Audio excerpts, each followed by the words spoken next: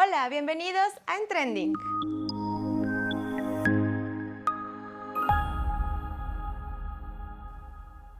Esta semana conmemoramos el aniversario 210 del inicio de la lucha por la independencia de México, pero más allá de las tradicionales fiestas patrias, nos dimos a la tarea de investigar sobre el origen, mitos y realidades de la historia de nuestro país, así como algunos acontecimientos que marcaron el rumbo de su consolidación y que continúan en la actualidad.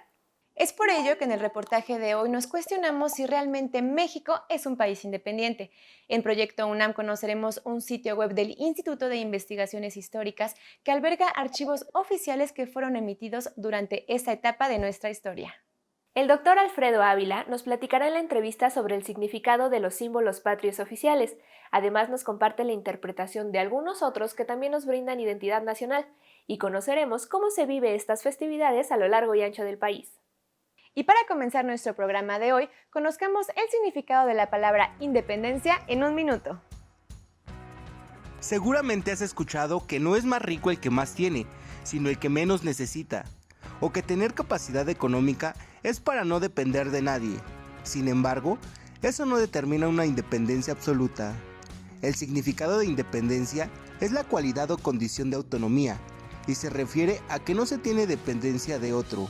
Este concepto suele estar asociado a la libertad. También puede emplearse con respecto a las personas que dejan de necesitar de la asistencia de sus padres, gracias a que consiguieron trabajo y pueden vivir aparte con todas las responsabilidades que esto significa. Tiene que ver con lo que de manera individual o colectiva puede existir o funcionar por sí mismo, sin que deba aceptar, tolerar o permitir lazos u obligaciones externas. En este mes patrio, en nuestro país se enfatiza el valor de la independencia, cuyas implicaciones van más allá de la historia y el festejo.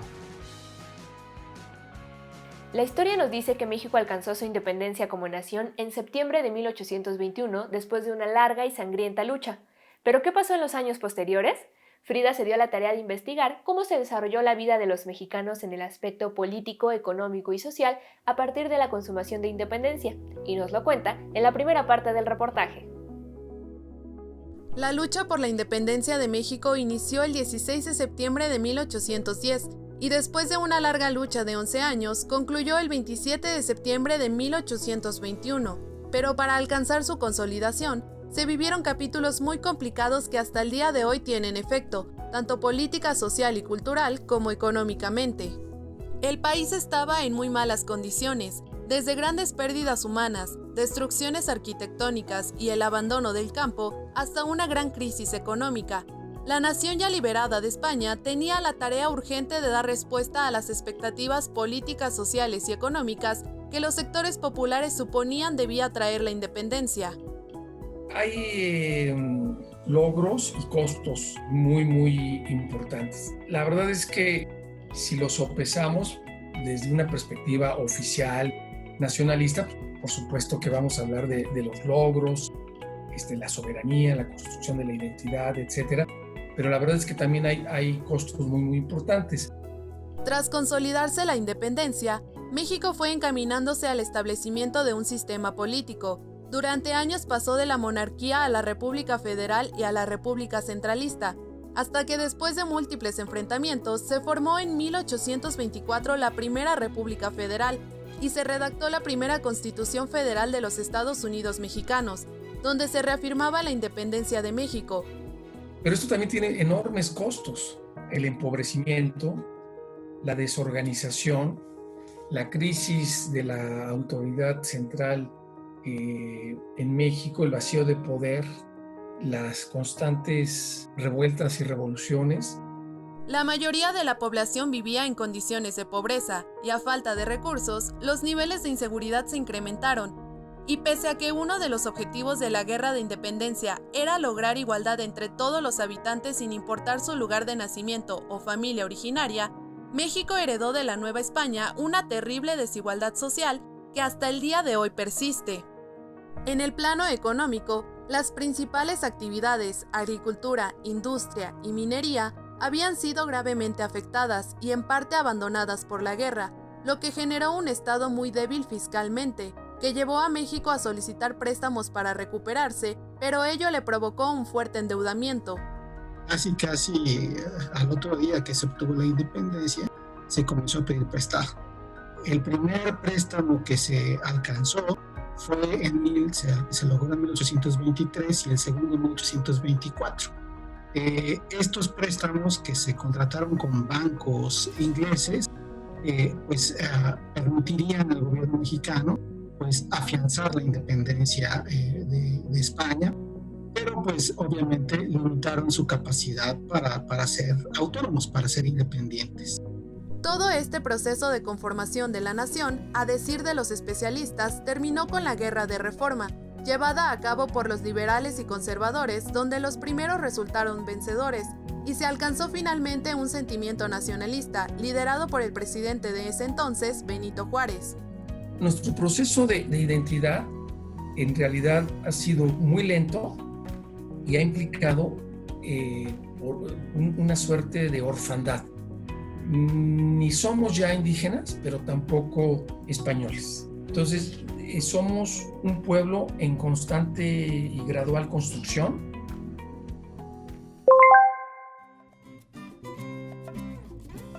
Además de los símbolos patrios que nos identifican como nación libre y soberana, bandera, himno y escudo nacional, también hay representaciones populares que llegan a identificar lo mexicano, aquello que se construye socialmente, los símbolos no oficiales.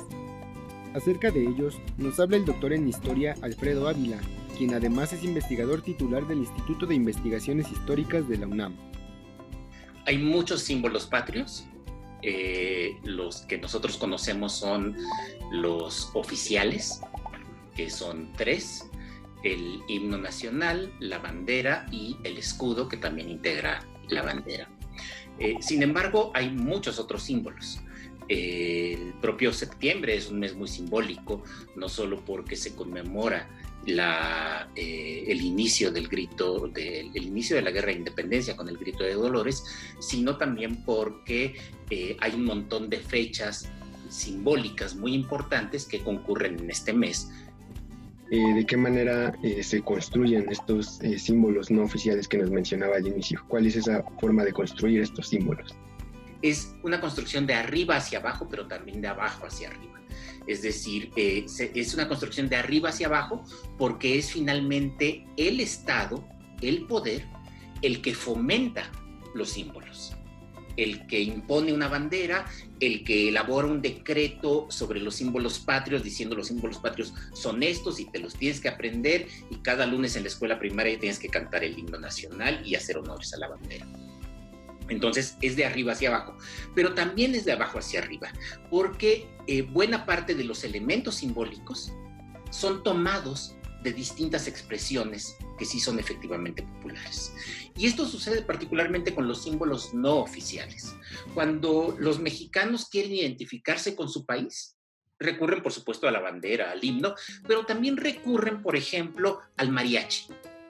Es decir, una forma musical muy tradicional en el occidente del país, las regiones de Guanajuato, de Jalisco, Aguascalientes, y que está allí, es popular, pero que termina convirtiéndose en un símbolo para todo el país gracias a esta interacción que mencioné hace rato, de abajo hacia arriba y de arriba hacia abajo. En este caso, el cine mexicano, después las televisoras mexicanas, la radio, que ayudaron a difundir esa música a todo el país, desde Baja California hasta Yucatán, para señalarla como símbolo de lo mexicano. Y por supuesto que en Veracruz hay otro tipo de música, y por supuesto que en Yucatán hay otro tipo de música, pero todos terminarán identificándose también con la música de mariachi. ¿Cuál es el sentido de tener estos símbolos patrios? Se suponía que debía haber símbolos que abarcaran a todos los mexicanos, sin importar el origen de los mexicanos, sin importar si se trataba de personas mayas en la península de Yucatán o de criollos rancheros en el estado de Sonora. No importa, deben tener símbolos que sean iguales para todos. Esa es una característica. Es una característica, por lo tanto, unificadora, La bandera es la misma desde Tijuana hasta Quintana Roo, pero, y también el escudo y el himno nacional, pero que al mismo tiempo también unifica, que a la vez que unifica también excluye. Y excluye lo que está fuera de la nación, pero también las diferencias internas. Y eso es importante. Las naciones, como se construyeron en el siglo XIX, tienden a pasar por encima de las diferencias internas. Entonces, como dije hace rato, no importa que tú seas alguien con apellidos mayas y que haya aprendido como lengua materna el maya, de cualquier forma, para ti el símbolo es un águila devorando una serpiente, que en realidad, si nos ponemos a buscar su origen, pues está en un códice náhuatl del altiplano de México, con el que los mayas no tenían nada que ver. Pero vamos, hay esta tendencia a la unificación. Y el segundo elemento de los nacionalismos es que apelaron a sentimientos y apelaron a elementos emotivos, no a elementos racionales. ¿Qué tan posible es esta representatividad en los símbolos oficiales? La concreción de los símbolos patrios como elemento significativo de la construcción nacional es del siglo XX. Y es del siglo XX en muy buena medida gracias a la educación pública. Es la educación pública la que propició que todos los mexicanos, independientemente de su lengua materna, de sus usos y costumbres, de sus tradiciones, de su origen de cualquier tipo, se asuman como mexicanos por esta repetición constante a la que me refería hace rato. A lo largo de la historia de México han existido algunos mitos y realidades desconocidas sobre la lucha de independencia, inconsistencias que han sido impartidas en clases de historia generación tras generación. En la siguiente nota, Viri nos comparte algunos datos curiosos que han sido desmitificados sobre esta lucha con el paso del tiempo. La historia de nuestro país está llena de mitos, algunos también construidos que han trascendido en el imaginario colectivo.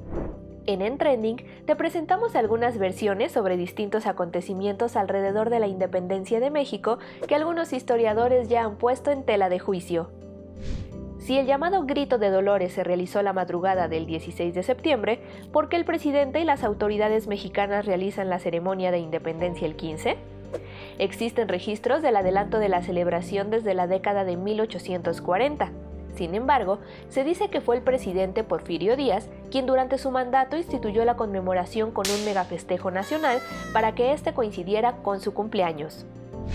En la ceremonia tradicional, es común que el presidente en turno mencione a los héroes patrios, además del famoso Viva México, haciendo alusión a lo dicho por el cura Miguel Hidalgo en 1810. Pero aunque no existe una versión oficial de las palabras que pronunció, los historiadores comentan que el llamado no fue precisamente en busca de la independencia nacional, sino para tomar el control de la Nueva España hasta que los franceses dejaran de ocupar el territorio español. De ahí la frase Viva Fernando VII, que fue acompañada de otras como Viva la religión y muera el mal gobierno. Ya que hablamos del cura Hidalgo, se dice que habría sido él quien tocó personalmente la campana de Dolores. Pero lo cierto es que la cuerda no era tan larga como para tocarla desde el atrio de la parroquia, así que envió al sacristán José Galván para que hiciera sonar dicha campana. Seguramente has escuchado de El Pípila, un hombre que cargó una losa sobre su espalda para protegerse de las balas mientras incendiaba la puerta de acceso a la Alhóndiga de Granaditas, permitiendo a los insurgentes tomar la fortaleza. Esta historia se propagó con fuerza hasta el punto de convertirse en ícono de la lucha por la independencia. Sin embargo, hoy se sabe que este personaje no fue un hombre en particular, sino que representa a todos aquellos héroes anónimos que sacrificaron su vida en favor de la patria. Si el 27 de septiembre de 1821 finalmente se consumó la independencia nacional, ¿por qué la conmemoración no se realiza este día? Agustín de Iturbide fue considerado como traidor al querer fundar un imperio después de la consumación de independencia, por lo que la tradición mexicana del siglo XIX relegó este suceso en la historia para hacer olvidar el pasado monárquico. Celebrar nuestros triunfos como nación es importante, pero más relevante es conocer la verdad de nuestra historia, aunque ello se acompañe de algunas verdades incómodas que quizá no conocíamos.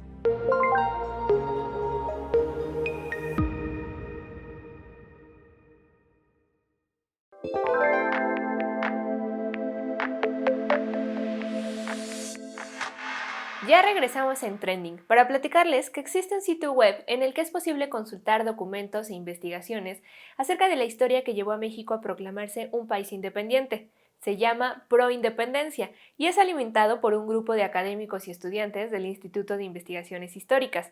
A continuación, Jacibe nos cuenta más detalles de este proyecto universitario. La historia de nuestro país ha sufrido modificaciones a lo largo del tiempo. Sin embargo, conocer los sucesos más cercanos a la realidad es posible a través de la tinta de cada documento escrito por quienes fueron partícipes. La UNAM, a través del Instituto de Investigaciones Históricas, cuenta con Proindependencia, un sitio web que alberga de manera digital cada documento de la Guerra de Independencia, con el objetivo de poner a disposición los diversos archivos que hay sobre aquel suceso que marcó el rumbo de nuestro país hacia su libertad. El proyecto es ambicioso, no es un proyecto académico terminado, es decir, no es que se trate de una sola investigación que en algún momento termina, sino que más bien ha dado albergue a diversas investigaciones. La primera que nosotros hicimos fue sobre cómo se ha estudiado la independencia de México. Entonces nosotros publicamos un libro que se llama Temas e Interpretaciones Recientes sobre la Independencia de México, publicado por la Universidad Nacional. De hecho, lleva ya alguna reedición y se puede encontrar el PDF en la página web del Instituto de Investigaciones Históricas de la UNAM. La historia tiene como prioridad la investigación y Proindependencia busca ser un espacio que brinde un aprendizaje. Está conformado por historiadores y estudiantes que se interesan por este episodio en la vida del país. Una cosa muy simple, yo creo que sí hay que acercarse a la historia, hay que acercarse a los procesos que sucedieron. Para toda la gente que nos está escuchando, la UNAM ofrece distintas páginas web donde pueden consultar cosas relacionadas con la independencia, documentos de trabajo, libros, artículos, y está nuestra propia página web, pim.unam.mx, donde están estos documentos de la época de la Guerra de la Independencia. Se pueden acercar y seguramente ahí se van a dar cuenta de que las cosas no sucedieron como nos las contaron. A lo largo de 10 años de trabajo riguroso, el sitio web cuenta con 2 clases de documentos. Uno, que incluye papeles de la colección de documentos para la historia de la Guerra de Independencia, que publicó en el siglo XIX el erudito historiador Juan Hernández y Dávalos, que se ha convertido sin duda en un referente obligado para los interesados en estudiar la emancipación. La segunda parte del acervo son documentos impresos resguardados en el fondo reservado de la Biblioteca Rafael García Granados del Instituto de Investigaciones Históricas de la UNAM. No obstante de ser una colección aún pequeña, cuenta con algunos materiales importantes que también se incluyen en el sitio. Tras varios años de lucha y resistencia, México logró consolidarse como un país libre, soberano, autónomo, democrático e independiente. Teóricamente, esto es lo que se obtuvo para nuestro territorio. Sin embargo, en la práctica, ¿esto es una realidad? Frida nos responde más de estos cuestionamientos en la segunda parte del reportaje. Los supuestos que planteaba la independencia de México, como soberanía, igualdad o desarrollo, ¿realmente se alcanzaron? ¿Es México un país independiente? Estas son preguntas realmente complicadas. Existe una Carta Magna que nos establece jurídicamente como una república federal y con el reconocimiento internacional de nación independiente. Formalmente somos un país independiente. Tenemos el reconocimiento de la sociedad internacional, de nuestra autodeterminación y reconocemos en el Estado mexicano nuestra máxima autoridad, en quien delegamos la soberanía, y esta es reconocida por la comunidad internacional. Está en nuestra legislación, en nuestra Constitución. El país forma parte de múltiples organismos y acuerdos internacionales, y por sus relaciones con el extranjero, debe rendir cuentas no únicamente a la nación, sino a todos los países con los que tiene nexos. El sistema económico de un país es fundamental para el desarrollo y mantenimiento del mismo. Hay quienes incluso lo catalogan como la base de un país por encima del sistema político, debido a las condiciones globalizadas de hoy en día. Desde esta perspectiva, México no tiene un sistema económico independiente.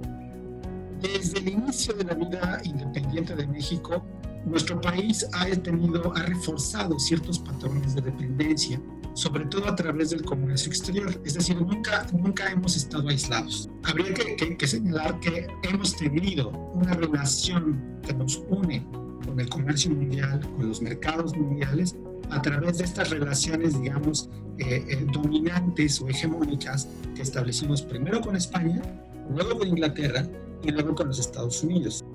A partir de la década de los 80 del siglo XIX, la relación de México con Estados Unidos cambió radicalmente y este se convirtió en el principal país inversor en México, el principal acreedor y nuestro mayor socio comercial. Dependemos enormemente de la economía norteamericana, digamos de manera similar a lo que había ocurrido durante el siglo XIX con Inglaterra y a lo que había ocurrido durante el periodo colonial con España.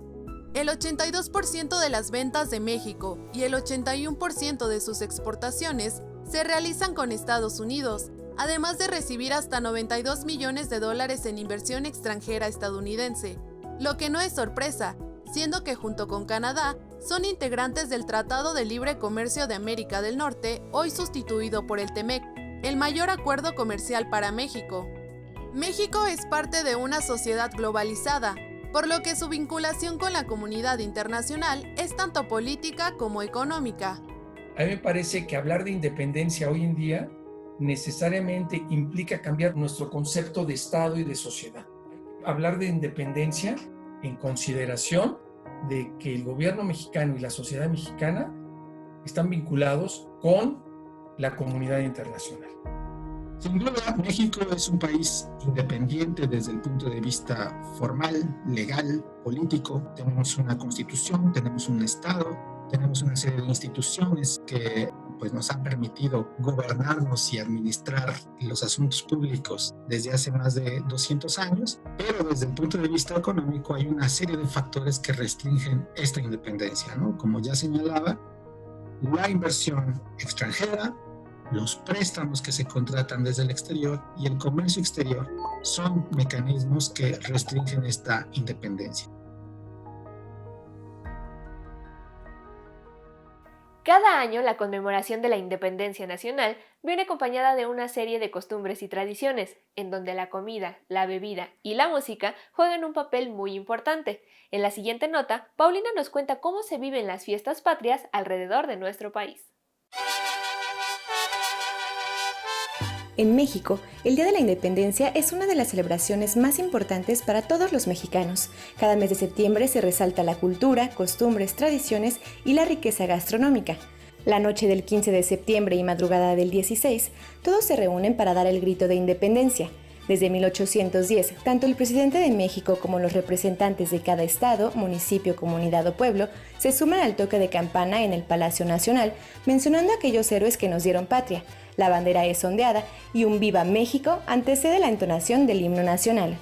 Pero esto es el inicio del festejo, ya que esta fecha reúne a miles de familias y amigos. Es el día en el que se concentra todo lo que México representa, sus colores, su danza regional, música, mariachis, trajes típicos, bebidas y gastronomía, la cual fue declarada en 2010 Patrimonio Cultural Inmaterial de la Humanidad por la UNESCO, como uno de los principales elementos de identidad nacional. La gran variedad de comida que representa a cada estado es de gran trascendencia a nivel mundial. El estudio realizado por la plataforma Ofertia en 2019 indicó que la cerveza y el tequila son las bebidas más consumidas con un rango entre 21 y 18% de preferencia. En la comida típica se distingue principalmente el pozole, le siguen los antojitos mexicanos elaborados a base de maíz y harina, las variedades de mole, tacos, tamales, los famosos chiles en nogada, un platillo muy representativo por integrar los colores de la bandera, el verde del chile poblano, el blanco en la salsa de nogada y el rojo por las semillas de granada. Los lugares más emblemáticos donde los mexicanos festejan el grito de independencia son Dolores Hidalgo en Guanajuato, cuna de esta celebración, Morelia, Michoacán, San Miguel de Allende, Guadalajara, Jalisco, Oaxaca y Campeche, y por supuesto la Ciudad de México, en donde se han llegado a congregar alrededor de 200,000 mexicanos en la Plaza de la Constitución. Esta serie de festejos cierran con el clásico desfile militar del 16 de septiembre en el Zócalo capitalino, donde cientos de elementos del Ejército, Fuerza Aérea, Marina Armada de México, Policía Federal, Guardia Nacional, integrantes del servicio militar y bandas de guerra ofrecen un espectáculo con vehículos, aeronaves, caballos y banderas que recorren las calles conmemorando un año más de independencia de nuestro país. Y aunque cada estado tenga sus propias costumbres y tradiciones, lo cierto es que este festejo va más allá de las fronteras. Estados Unidos de Norteamérica, por ejemplo, con alrededor de 35 millones de habitantes de origen mexicano, son el segundo país donde más se celebra esta emblemática fecha. Las típicas celebraciones del 15 de septiembre tomaron un rumbo distinto ya que estamos atravesando por una pandemia que nos obliga a estar en casa y esta fecha no fue la excepción. Nuestro compañero Alberto nos preparó una nota de cómo se vivieron estas fechas patrias ante COVID-19. Septiembre siempre ha sido época de lluvias en el centro de México. Sin embargo, esta nunca fue razón suficiente para que la ceremonia del Grito de Independencia no se celebrara con todas sus particularidades. Cada noche del 15 de septiembre, la plancha del Zócalo capitalino se llenaba de gente que acudía al festejo para disfrutar del espectáculo de luces multicolores, con figuras emblemáticas de nuestra historia y del tradicional Viva México. No faltaban los puestos ambulantes de comida, vendedores de banderas de muchos tamaños y otros elementos para enaltecer el patriotismo de esta fecha. Lo mismo ocurría en las plazas cívicas de estados y municipios. Este año fue distinto. En medio de la pandemia de COVID-19, los festejos se vieron suspendidos en prácticamente todo el país. En los estados como en Palacio Nacional, se realizaron eventos de manera remota sin la clásica algarabía mexicana. En la Ciudad de México, un operativo de 2.800 policías se desplegó en el centro histórico, esta vez no para mantener el orden entre los asistentes, sino para evitar su presencia. Los negocios alrededor de la Plaza de la Constitución cerraron desde el lunes 14 y así permanecieron hasta el miércoles 16. Previo al inicio de este grito, se hizo un minuto de silencio para honrar a las víctimas de una emergencia global. Ante la pandemia que posiciona a México como el país con la cuarta mayor cantidad de muertes por coronavirus, el presidente Andrés Manuel López Obrador realizó el grito. Los testigos fueron un número reducido de militares, la banda de guerra y representantes de los medios de comunicación. Sin la multitud de años anteriores, nuestro lábaro patrio ondeaba a toda asta en medio de la explanada junto a un pebetero encendido al centro del mapa de la República Mexicana, formado con luces tricolores. La ceremonia solo conservó el toque de campanas de la catedral y el espectáculo de la pirotecnia. Con gritos de viva la fraternidad universal, el amor al prójimo y la esperanza en el porvenir, esta vez se hizo un llamado a no dejarnos vencer por la crisis sanitaria, económica y social, a mantener la fortaleza de una nación solidaria ante las adversidades y a no apagar el espíritu de lucha que nos caracteriza. ¡Viva México! Hasta aquí el programa de hoy. De parte de todo el equipo de Entrending, esperamos que hayan disfrutado de estas fiestas patrias, que aunque este año fueron un poco diferentes, es importante mantener vivas nuestras tradiciones. Pero eso sí, sin olvidar nuestros orígenes y manteniendo siempre viva nuestra memoria histórica. Nosotros nos despedimos y los invitamos al programa de la próxima semana en jueves y la retransmisión los sábados a las 6 de la tarde. Esto fue Entrending.